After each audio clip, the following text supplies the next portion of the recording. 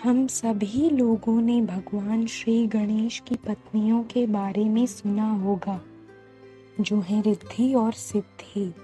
परंतु क्या आप जानते हैं कि शिव शक्ति के दूसरे पुत्र भगवान कार्तिकेय की भी 2 पत्नियां हैं, वल्ली माता और देवसेना माता। दक्षिण भारत में स्वामी कार्तिकेय की दोनों माताओं के संग पूजा भी होती है।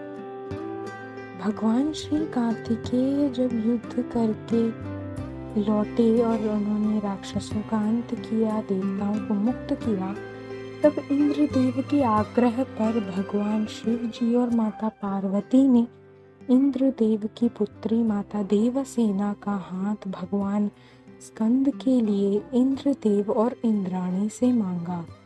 फिर स्कंद स्वामी का विवाह माता देवसेना से संपन्न हुआ। उसके कुछ दिन बाद भगवान कार्तिकेय प्रभु पहाड़ों पे गए, जहाँ आदिवासी नाम्बी राजा की पुत्री वल्ली माता रहती थी। वहां जाकर प्रभु स्कंद ने अनेकों मधुर लीलाएं की और उसके पश्चात माता वल्ली से गंधर्व विवाह किया।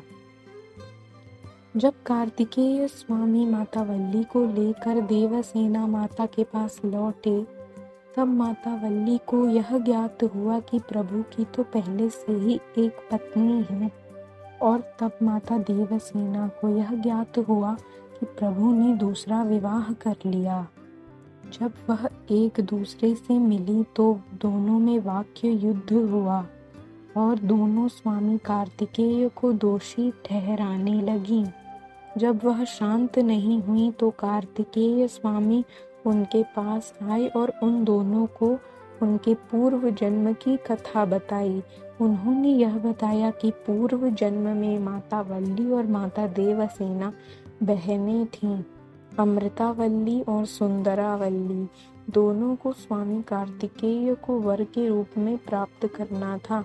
बड़ी बहन ने खाना पीना छोड़ दिया, इसी कारण वह इंद्र की पुत्री बनी और पहली पत्नी बनी, और दूसरी बहन थोड़े विलंब से पत्नी बनी और नाम्बी राजा की पुत्री बनी। यह सुनने के बाद माता वल्ली और माता देवसेना दोनों को सब याद आ गया और उसके पश्चात वह दोनों प्रेम से रहने लगीं। इसी प्रकार स्वामी कार्तिकेय ने एक प्रेम विवाह और एक सुसंगत विवाह किया।